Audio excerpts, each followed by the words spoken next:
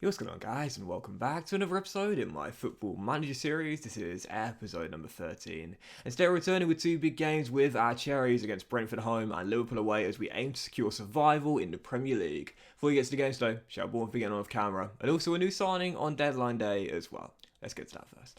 So don't get too excited, it's just a loan deal on deadline day, just to give us a bit more squad depth really. You'll see we did we lost one of our young players on a compensation deal to Southampton. Totally fine with me though, I don't think he's going to make the cut anyway. But the player we signed was Hans Hatteber, yes, the Dutch international from Atalanta, put on a loan list by the Italians, and I thought, yeah, I'll bring him in on a very cheap deal. So just 16.5 grand a week, you love to see that. Very, very small contract to pay for a Premier League standard player. No monthly fee. There is an optional future fee of 10.5 mil, but I'm not going to meet that. He's not worth it at this point in his career. But solid mentals, very good physical player, Hatteber, as we know. And whilst he is a wing back by trade, I think he could also fit in at centre half once that pace goes at some point in his career. But for now, he's fitting as a backup right back. And so far, all I can ask really is he comes in and does a decent job when required. So in a run off camera, this is what's been going on. Obviously, in the last episode, saw the humiliating, possibly the most humiliating loss of my career so far, 1-0 loss away against Frank Lampard's Plymouth, and then a goalless draw at home to Newcastle. You'll see that in a run of yellow and red dots, there's one lone green, and I can't wait to show you, but we began with a 4-0 loss away at Old Trafford though, against the league leaders Manchester United. Unlike the reverse fixture where we were so close to claiming a point, we got dominated in this game. Guillermo Ochoa did save a penalty in this one, but really, we got torn apart. Rashford bagged a brace, Sancho got one, and Martial also scored in toppage time as well in a 4-0 defeat, which to be fair, despite that being the case, we had 3 clean sheets and 3 draws in our last 4 games, with that one in between, with a goalless draw against West Ham away and then a goalless draw to Brighton as well. So I thought, if we can defend like this, all we need to do is get a goal and we'll surely win a game, and that's what happened in the following game. Bournemouth won a game! The Isotopes win a game! The Isotopes win a game! Yes, we beat Crystal Palace by a goal to nil. Dominic Solanke, who went so long without scoring a goal, turned in a Marcus Tavernier corner, and finally the Cherries got a win. I was absolutely loving it, but after that, no wins in our last 3. Beginning with a 2-2 draw at home to Wolves, Solanke scoring his second in 2 from the spot, giving us the lead. Cunha got Wolves back on level terms after a mistake from Lewis Cook, and then the drama in stoppage time, honestly. Senesi trips up his man as Wolves are about to win it to the death, gave Ochoa a chance to be a hero from 12 yards. Unfortunately, Coutinho converted a penalty, but right afterwards, I just chucked on Zlatan and said, mate, cause carnage, you never know what's going to happen. And in the 96th minute, Zlatan Ibrahimovic with the final kick of the game. Literally, he scored in slow motion. He literally, the coolest of finishes from Mr. Coolness personified, just poked it in to the bottom corner. It basically went in slow motion as Ibrahimovic sent the home fans into raptures. We didn't win, we did claim a priceless point there, courtesy of the Big Swede. And following that, back-to-back losses away at the Emirates and at home to Man City. Starting with a loss to Arsenal 2-1. Jorginho scored inside the first minute, and whilst Traore did score an absolute screamer for us, contending for goal of the season right after the hour mark to get his first goal since the African Cup of Nations, Charlie Patino, the Arsenal Academy graduate out on loan at Blackpool last year, got the late winner with 4 minutes to go. Sickening defeat there, but following that, 3-0 loss at home to Manchester City was how we ended the run off camera. Bernardo Silva scored the opener, and I say this a lot, like when you're taking on one of the big boys and you expect to get thrashed, keep it tight early doors and you just never know.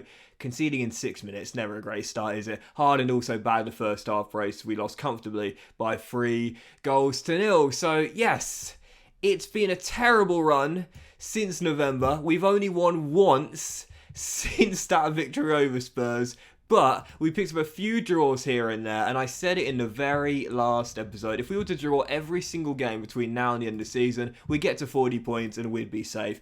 Points, whilst they might not be victories, are still important to us right now, and that's why we're in 14th place, dropped down the table, 33 points on the board, and yes, we might still not be safe yet with 8 games to go, 8 points clear of Leicester, but if we draw the next 8 games, then we'll get to 41 and be safe. No one has drawn more in the Premier League than us, with 12 draws in 30 games. You might not think it, but a point here and there can help you survive in the Premier League. And so far, that's been the story of the season. This is literally the definition of stumbling over the line. But you know what? It doesn't matter how you do it, so long as you do. The final thing I want to show you off camera, just the final thing, is that I have given a new contract to our wonder kid. Alex Scott has signed a new 1-year extension. And the best thing about it is that I've upped the clauses. The relegation release clause is now £56 million. And the minimum fee release clause to clubs in the Champions League is £78 million. If you remember, in his initial contract, it was £36 million relegation release clause, and I can't remember the minimum fee clause to clubs and Champions League. I think it was about 60 million, but I've upped them both now. So if we are to lose Alex Scott at some point, which I still expect, we'll get even more money than we would have done on the original contract. He has had a wage increase to 55 grand a week, but he was asking for a new contract. It was a negative. He wanted a new one. So I thought, you know what?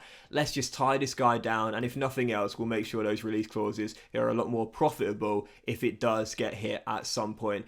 He's not developed as much as I was hoping, Alex Scott. I'll be totally honest here. For a wonder kid, he's grown a little bit, yes, but not as much as I was hoping. And this season, he's performed worse than last year. Granted, admittedly, we've tried a lot more tactical systems this year, so it's hard for him to get a little bit more what you'd call familiarity with the tactics, if you will. But even so, Alex Scott signs a new deal, and we'll certainly take that. So, first game of today's episode is Brentford at home on Sunday afternoon. And again, I would say right now, if we just get one win in our final 8 games, I think we'll be safe. I think we'll be alright right now, with West Brom basically down at this point and Sheffield United almost down alongside them as well. So heading into the game, this will be our team. It's going to be our 4-3-3 gegenpress. Down on the injury report right now, Chris Meffin got an injury in training, gutting injury that, with an 8 day to 2 week injury there, so we'll miss today's episode. And Tavares has a knock. Other than that, everyone is fit, and this is our team. Ochoa is between the sticks, and the back four is Kelly, Senesi, Zabarnyi and Walker-Peters. Scott Lerma and Batarina are our midfield trio, with Traore on the left, Tavernier on the right, and Solanke up top. On the bench, Travers, Andy Apan, Tavares, Hatterberg, Cook, Billing, Hannibal, Brooks, and Zlatan as well. First of 2 games, Brentford at home. If we win this one, I would say we are basically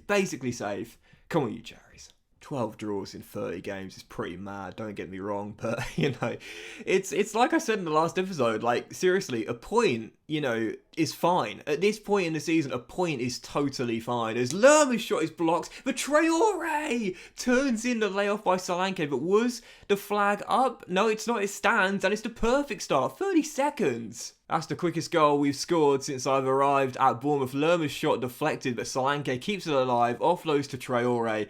And honestly, man, when this guy went away to African Cup of Nations, I was like, you know, enjoy it, don't get me wrong, but please come back as quick as you can, because we need you. Hamid Traore's 4th of the year, is 2nd in 3, and Bournemouth have the early lead. Now, we've been pretty good defensively recently, but now I've just said that, watch what happens. Brian and Mbuemo to Jensen, just inside the area. Batarina does well, Scott clears, and Solanke wins it and keeps possession in Bournemouth's hands. Lerma, long ball, Tavernier onto it, Marcus down the right-hand side, shot blocked, and Strakosha claims excellent start. I think we've been unlucky recently, I really do. I mean, you look at that form there, and don't get me wrong, it's trash. I'm not going to try and dress it up any other way, but I think we have been quite unlucky. We've lost games right at the death, moments where a Solanke shot is easily caught. We were quite unfortunate. We've given away a few penalties this year as well, some of which you could say debatable, others definite penalties. But, you know, I think we've been quite unlucky this year for the most part. We've deserved better than we've had in terms of fortune. Still, great start from Bournemouth. We've got to get a second goal here and make this pressure count. Zabarnyi, the Ukrainian, to Alex Scott. And now back to Zabarnyi, and now Walker-Peters slides down, Tavernier through the right. Crosses, Lerma off the post and cleared. We've got to get a second, come on guys. We got to take advantage, just honestly, man. Brentford have weathered the storm, and really, we should be 2 or 3-0 up at this point. Out of finishing better, we would be. Instead, it's still 1-0, and it's, almost 1-1. Tony, just wide. Blimey, can't catch my breath here, honestly. Very, very quick start to this game here. We're getting a lot of joy down that right-hand side with Tavernier, I must say. Now as Jefferson Lerma slides through the wonder kid, Batarina, that's got to be a pen. Perot trips up the Croatian. It's a spot kick. Solanke rarely misses from 12 yards, and what a chance to go 2 goals up. Come on, Dominic. Come on. You rarely let me down from 12 yards, mate. Solanke scores, smacks it in, and Bournemouth lead by 2. We haven't won at home since November. Brentford looking for a response here. We've taken an early 2-goal lead, but the Bees attacking down this right. Whip the ball in. Jensen makes it 2-1. Come on, boys. Come on. What a frenetic first half. Don't throw this away, lads. Seriously. We've been on top in this first half. We've had golden chances. We're getting so much joy down that right-hand side. With Perot now on a booking, giving away that penalty. I don't like to make tactical changes when we're playing better than our opponents.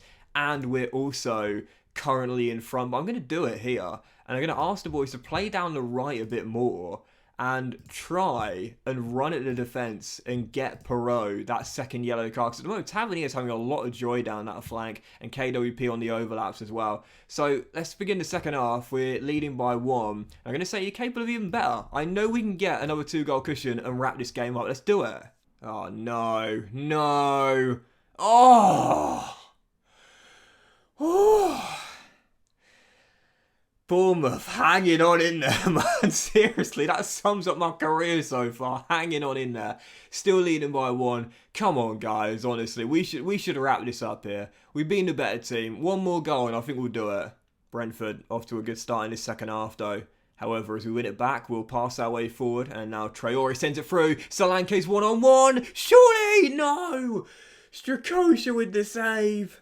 And a chance to extend our cushion back to 2, spurned by Mr. Reliable. And I call him Mr. Reliable, he normally is, but to be fair, this season he's been very streaky indeed. That should have been 3. 26 minutes, guys, almost there. 16 minutes, guys, 16 minutes. Here's Keane Lewis Potter. The crossfield should be cut out by KWP, and it is. And here's Tavernier, who controls back to Zabarnyi, who sends it long to Walker Peters, and now Tavernier back to KWP, attacking down this right like we want to do. Marcus, Alex, Scott to Traore. Solanke surely cleared away. And a corner for the Cherries. 1 win. I feel just 1 win, and we will be safe. Stoppage time. As we run down the clock, and Bournemouth have won at home for the first time since November, and I think we should be safe now. Thank the Lord for that. Well done, boys. Good win for us. Just our second win in the calendar year and our first in the Vitality since that victory over Spurs in November. 36 points now, 11 clear of Leicester. Much better goal difference in the bottom 3. I think we're safe. I throw my hands up in the air sometimes, saying ayo. Oh, man. Buzzing. Absolutely buzzing. That should do it now, I think. I can't see us going down from here. Oh, man. It was, do you know what? This is coming, though. Like, honestly, this is coming. I know I said it in that game, though, but I think we've been desperately unlucky. And I know when you look at this, you think, really? Really? But it's true, man. It's true. Like, a lot of the games we lost, we only lost by a goal. We were so unlucky. We conceded late goals in quite a lot of our games as well. I mean, I think we were unlucky not to have won at least once or twice more in this run here. And that would have guaranteed safety coming into today's episode. But that's it now. I feel sure we're going to survive now. I can't see us going down from here. Oh, look at that. And right on cue, we've got our youth intake for this year. And it's not looking great. Akil Lee is our top talent, and he is a striker with, to be fair, 14 finishing, 11 off the ball. Love the 16 determination, 17 aggression. He's 6 foot as well, so could get even taller than that. And he's not too slow off the mark either, with 15 agility. Yeah, okay, not quite as good as last year's youth intake. We had a potential 5-star and 4.5-star. Other than that, Declan Lansdale, oh yeah, 20 determination, 16 teamwork shot stopper. We are going to be looking for a younger goalkeeper at some point, because I keep on signing. I signed a Char in his 30s, but he's got a long way to go. Yeah, I'm not too excited about this. Not excited at all. Oh yeah, and as we're now in the international break, very briefly, Liverpool did win the Carabao Cup to beat Chelsea in the final by 3-2. Darwin Núñez the hero. So there you go then. There you go. 7 games to go, and it's a bit like last season really. Like we can't really do anything other than just, try our absolute best to finish in the top 10.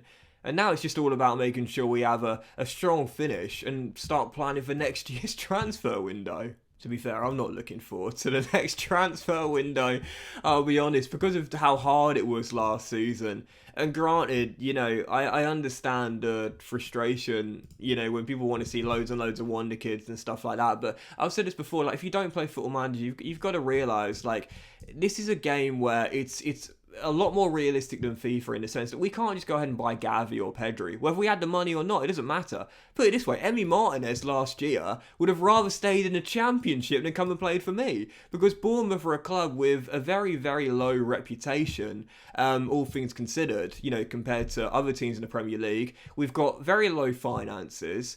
So reputation, finances, club stature, they all play a part in the transfer window. And I don't really know what we can do in the summer window, because we still have a lot of debt to pay. We're still paying a ton of money out, basically every single summer in clauses, which is really pissing me off. I'll tell you what, when June 2027 comes by, I'm going to celebrate that like we're going to be celebrating back-to-back safeties in the Premier League at this current point, touch wood, because I'm sick of this. Absolutely sick of this. But yeah, I don't know what we can do in the summer, because we've still got basically no money. Right then, final game for Bournemouth. Expect a thrashing as we travel to Anfield here, but I'll certainly take a point, no doubt about it. 36 points on the board now.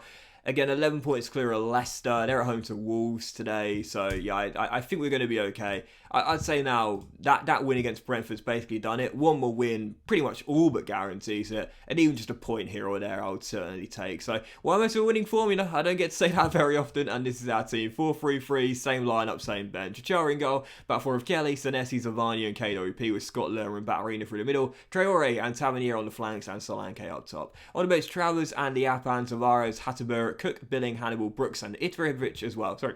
Say that again, Doxy. Ibrahimovic on the bench as well. Final game, Liverpool away at Anfield. I'll certainly take a point. Come on, you Cherries. Hey, Spurs in front against the Blades. Leeds 3-0 up on Fulham. So, yeah, West Brom are basically down at this point. I think the Blades are probably going to join them as well. They could still escape, but it's going to be hard. And I feel as though we're quite a few points clear of the other teams below us right now. I feel as though we're going to be okay. I really do. I know I keep saying this because admittedly there is still a tinge of doubt in my mind as Luis Diaz opens the scoring. But I still think we're going to be okay. Because as well, you got to remember our goal difference is quite good. Like it's quite good. We have had some thrashings here and there this year. 3-0 against Man City at home, 4-0 away at Old Trafford, for example. And this game could also be a thrashing as well. But a lot of the games we've lost this year have been by like just a one goal. So the goal difference is far better than the teams below us right now. And that's why I do feel as though it's like an extra point at this point in the season, Like it's like an extra point for us knowing if we're level, we'll finish above them. We're 2-0 down here though, so this could, to be fair, hamper our goal difference a little bit. So second half begins. Highlight for Bournemouth here as Marcus plays it back to KWP and Solanke flicks home. Well, it's goal number 18 for our number 9 and Bournemouth are back in this. We can still do this, We can still come back here and claim a point at Anfield, you never know. But if they do get a third goal and restore the 2-goal cushion, that will surely do it. Luis Diaz, tackled by KWP, who inexplicably sends it long towards Solanke with Virgil van Dijk marking him tightly. That is one of those moments where you think, really? That is not an instruction I was asking for. Neither is that. Jefferson Lerma dilly-dallies. Keita robs him. It's 3-1. Yep, that'll do it. 3-1, the final score. But again, didn't expect anything from the game.